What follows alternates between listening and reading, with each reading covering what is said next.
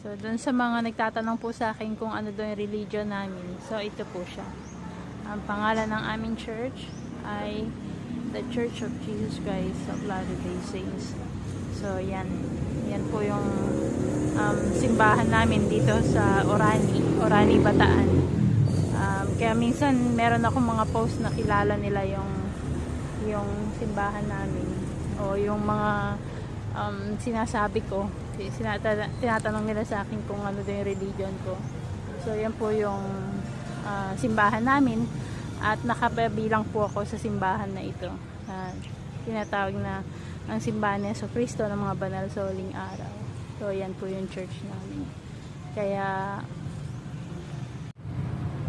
Kaya kung ano man po yung religion na kinabibilangan nyo, isa lang yung magandang gagawin natin. Manatili kayo na active sa church na kinabibilangan